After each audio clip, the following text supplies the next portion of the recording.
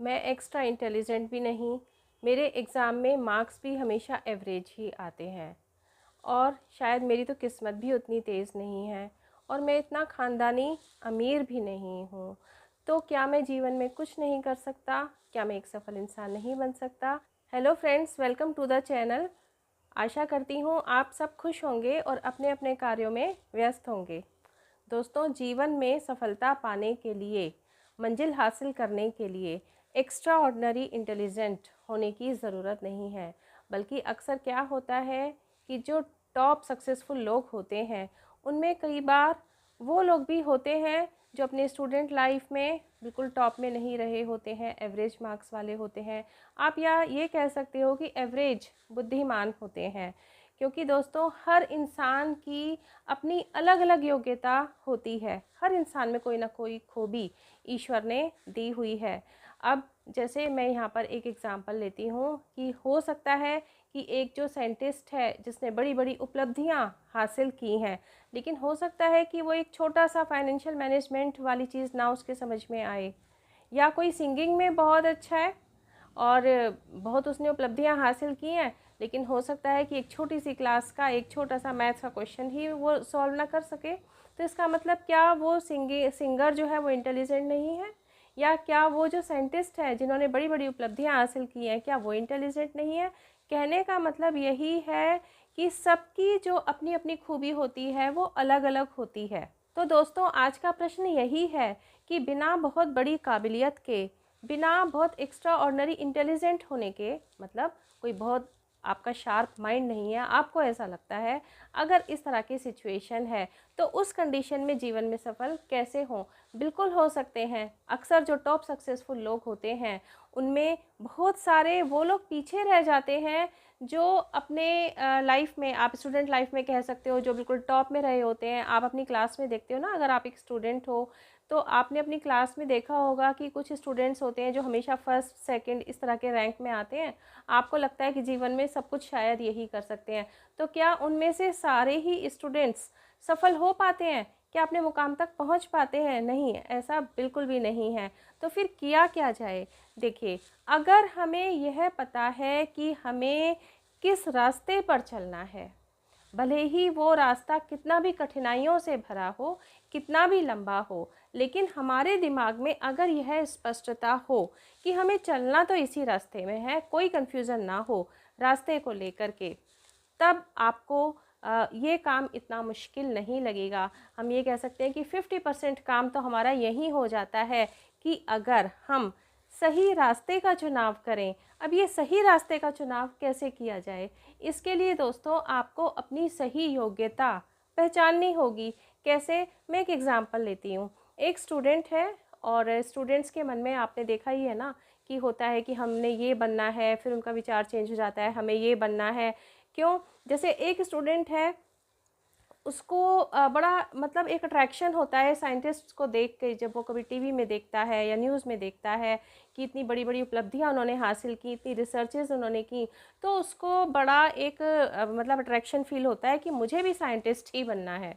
लेकिन उसे actually science समझ में नहीं आती। अब आप ये देखिए, यहाँ पे एक कॉन्ट्रडिक्शन हो गया ना। साइंटिस्ट बनना है लेकिन साइंस समझ में नहीं आती, और उस अट्रैक्शन की वजह से उसने साइंस सब्जेक्ट्स चूज़ कर लिए।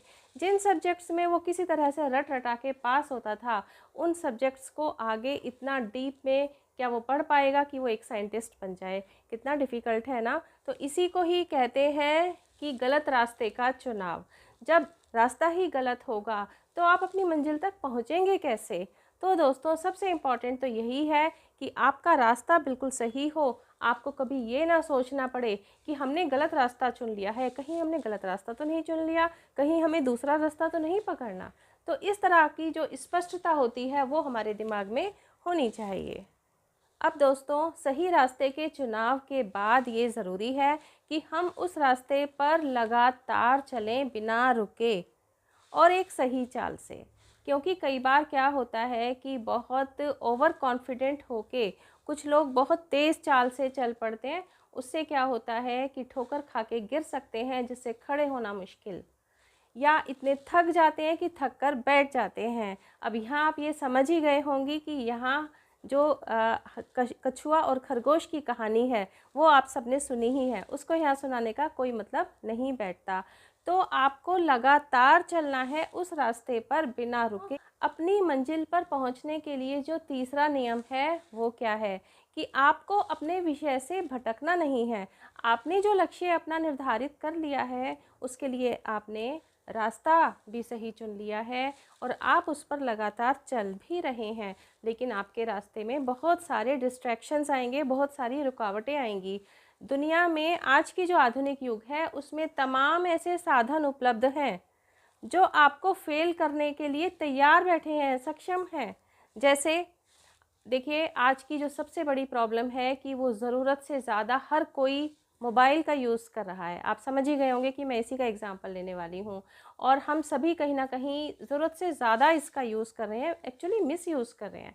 इसी का आप बहुत बड़ा फ़ायदा भी उठा सकते हो और नुकसान भी उठा सकते हो। जैसे मैं यहाँ पर आपको अपनी लाइफ का एक एक्सपीरियंस बता रही हूँ छोटा सा, कि जब मैं स्टूडेंट लाइफ में थी तो मुझे मैथ्स की एक प्रॉब्लम, एक मतलब थ्योरम मुझे समझ में नहीं आ रही थी और एग्ज़ाम करीब थे, कॉलेजेस भी बंद थे क्योंकि प्रिपरेशन लीव चल रही थी। अब उस समय में वो थ्योरम मैं कैसे समझूं, इम्पॉर्टेंट थ्योरम थी, लग रहा था कि शायद एग्ज़ाम में आए। अब उसके लिए मैंने किसी तरह से पता करके जो हमारे मैथ्स के प्रोफेसर थे उनका एड्रेस किसी तरह पता किया और साइकिल चला के, मेरे घर से 6 किलोमीटर दूर उनका घर था, किसी तरह मैं वहाँ पहुँची और डरते डरते उनसे थ्योरम के बारे में मैंने पूछा, क्योंकि उस समय में जो स्टूडेंट टीचर के बीच में एक थोड़ा डिस्टेंस भी शायद ज़्यादा होता था ना, आजकल तो फिर भी फ्रैंक होते हैं। और इस तरह से इतनी जद्दोजहद के बाद मुझे वो चीज़ समझ में आई, वो थ्योरम समझ में आई। अब आपके लिए कितना आसान है, सबके हाथ में मोबाइल है जिनका आप सही यूज़ कर सकते हैं। आपको कोई चीज़ समझ में नहीं आ रही है, कोई क्वेश्चन समझ में नहीं आ रहा, कोई कंसेप्ट समझ में नहीं आ रहा, आप उसे तुरंत विभिन्न ऐप्स के द्वारा अपने मोबाइल में सर्च करके आप उसको मिनटों में समझ सकते हो। तो आप मतलब आजकल जो भी नई टेक्नोलॉजी है उनका आप सही इस्तेमाल कीजिए, गलत इस्तेमाल मत कीजिए। सही इस्तेमाल करेंगे तो आपकी स्पीड अपने आप कितनी तेज़ बढ़ जाएगी अपने रास्ते पर चलने के लिए। और अगर उस टेक्नोलॉजी का आप गलत यूज़ करेंगे तो आप बिल्कुल धराशायी होने में आपको देर नहीं लगेगी। जैसे आपने मोबाइल उठाया कि भाई मन नहीं लग रहा है, बोरियत हो रही है, और आपने तुरंत उसमें कि चलो थोड़ा सा कुछ देख लेते हैं, थोड़ा सा देखने के चक्कर में आपको पता ही नहीं चलेगा कि कब आपके 2 घंटे 3 घंटे या शायद इससे भी ज़्यादा निकल जाए। और इससे आपकी जो अब तक की जो मेहनत है ना, अब तक जो आपने किया है, उसे ज़ीरो होने में देर नहीं लगेगी। इसके अलावा दोस्तों एक और डिस्ट्रैक्शन होता है, बहुत बड़ा। डिस्ट्रैक्शंस तो वैसे बहुत होते हैं, लेकिन एक जो यहाँ पर मुझे लग रहा है कि ज़रूर मुझे उसका ज़िक्र करना चाहिए, कि अक्सर क्या होता है कि जब आप स्टूडेंट लाइफ में होते हो या आप मतलब अपनी मंजिल को पाने के लिए संघर्षरत हैं, यहाँ पर ज़रूरी नहीं है कि मैं स्टूडेंट्स की ही बात करूँ, आप अपने बिज़नेस में आगे बढ़ना चाह रहे हो, आप अपने बिज़नेस के लिए टाइम टू टाइम इतनी मेहनत कर रहे हो, उसको मंजिल तक पहुँचाना चाह रहे हो, वो भी हो सकता है। तो उस कंडीशन में क्या होता है कि बहुत सारी ऐसी चीज़ें होती हैं जिन्हें हम ताने उल्हाने कहते हैं, जो दिए जाते हैं। आपके जो रिलेटिव्स हैं वो आपको वक्त वक्त पे सुना सकते हैं, या और कोई नहीं, आपके जो फैमिली मेम्बर्स हैं वो भी कई बार सुना सकते हैं, टेंशन में आके कि पता नहीं ये क्या करेगा क्या नहीं, और वो टेंशन में आके आपको ही ताने उल्हाने सुनाने लगते हैं, जिनका आपको बहुत कष्ट होता है। नहीं, इन चीज़ों का बिल्कुल आपकी सेहत पे, आपके मानसिक सेहत पे या आपकी फ़िज़िकल हेल्थ पे किसी भी तरह से कोई प्रभाव नहीं पड़ना चाहिए। आपको बिल्कुल मतलब एक कान से सुनना है, दूसरे से निकाल देना है, बल्कि ना ही सुने। आप कोई म्यूज़िक लगा के फिर अपनी पढ़ाई करें, थोड़ा-थोड़ा सा हल्का म्यूज़िक लगा के, अगर आप कर पाते हैं तो आप वो भी एक्सपेरिमेंट कर सकते हैं। और इस तरीके से इन बातों को आपको एक्चुअली सुनना ही नहीं है, उनके ऊपर अपना दिमाग, अपना टाइम वेस्ट नहीं करना है, ये भी एक डिस्ट्रैक्शन होता है। दोस्तों अब आते हैं हम चौथे नियम पे। चौथा नियम क्या हो सकता है?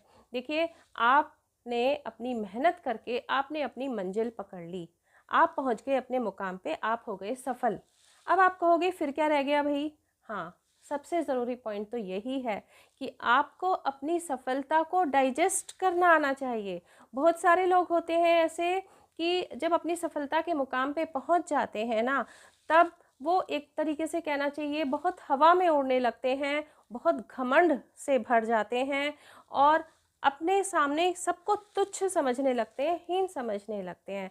और ऐसी कंडीशन में उनको, जिसे कहते हैं ना, अर्श से फर्श पे गिर जाने में देर नहीं लगती। बिल्कुल ऐसे एग्जाम्पल्स बहुत देखने को मिलेंगे आपको। और एक चीज़ और होती है कि वो अपने सफलता के नशे में इतने चूर हो जाते हैं कि नए नए शौक़ पाल लेते हैं, जिन्हें हम गलत शौक़ भी कह सकते हैं। उन्हीं में से एक शौक़ है नशे का शौक़।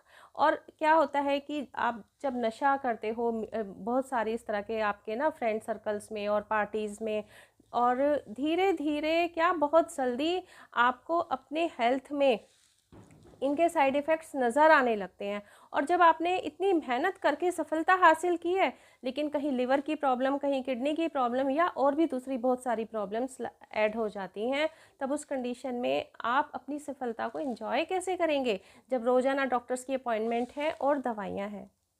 उम्मीद है दोस्तों कि आप इन नियमों को अपनी लाइफ में ज़रूर अप्लाई करोगे और सफलता के मुकाम पर ज़रूर पहुंचोगे। Thanks for watching. मिलते हैं नेक्स्ट वीडियो में। Till then bye bye. अपना ध्यान रखिए।